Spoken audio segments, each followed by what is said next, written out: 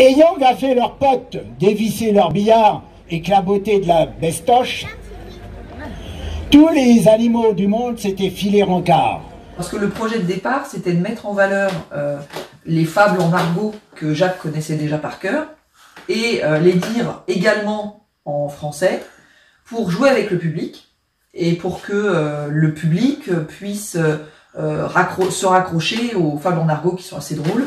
Nous avons toujours été potes, bibolait-elle en chialant. C'est pas du boniment. La fourmuche est une vraie tordue. Lui répliqua, tu n'auras que fric.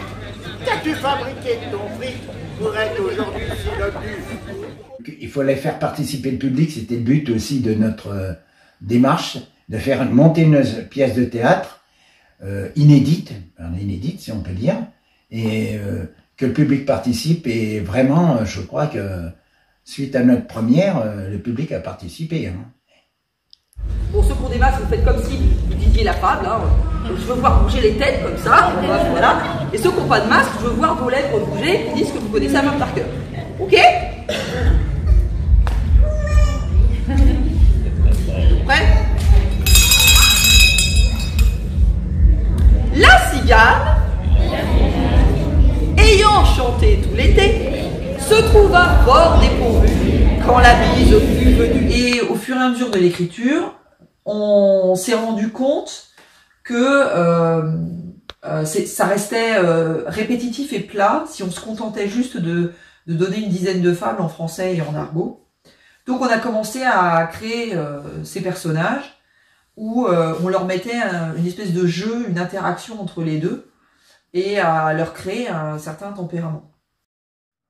Pétronille, c'est une cousine de Perrette. Perrette, la fameuse laitière de la fable La laitière et le pot au lait. Et on s'est dit qu'à l'époque, Jean de La Fontaine aurait pu faire un casting sur les habitants autour de chez lui pour trouver des personnages de ces fables.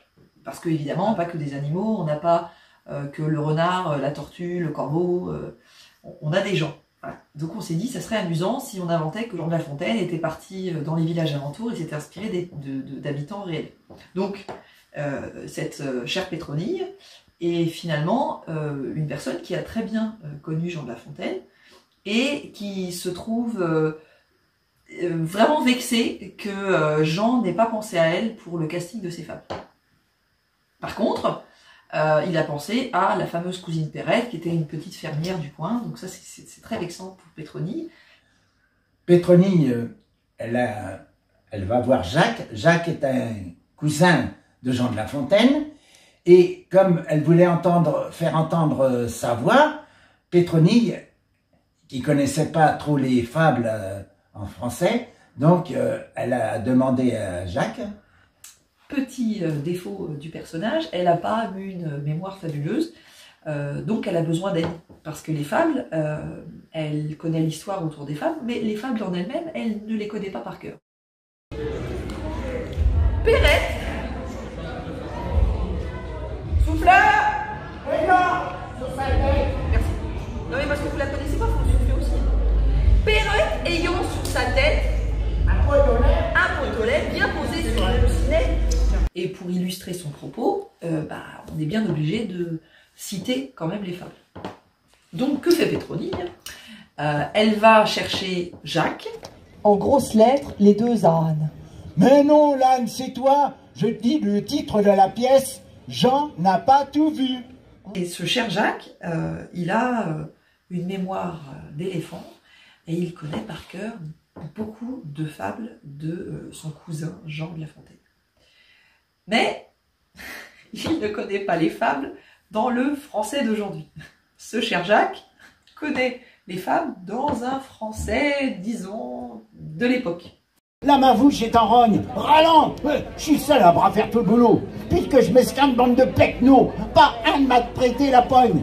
Sans moi, vous seriez bon, car c'est grâce à mes cols que vous allez pouvoir acquiller en chignol.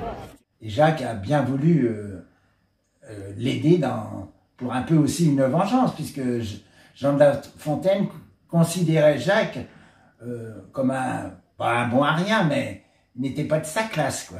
Alors les deux personnages sont de la même classe sociale, mais ils ont quand même une petite différence d'âge, et puis des différences de point de vue sur l'histoire de l'époque. Donc ça donne aussi lieu à parfois des moments un peu explosifs dans la relation entre, entre les deux, ce qui nous amuse beaucoup d'ailleurs. Monsieur est grand comédien. Tout à l'heure, il voulait s'arrêter. Maintenant, il veut reprendre. Il veut plus s'arrêter. Bon, monsieur ne se fatigue jamais. On va tester pour être sûr que vous pouvez tenir sur la longueur jusqu'à la fin du spectacle. Jacques, donnez-moi ça. Donnez-moi ça. Pétronille, ça fait quand même plus de 300 ans qu'elle marine Saint-Rancœur. Donc elle a matière, elle a bouillonné tout ce temps-là.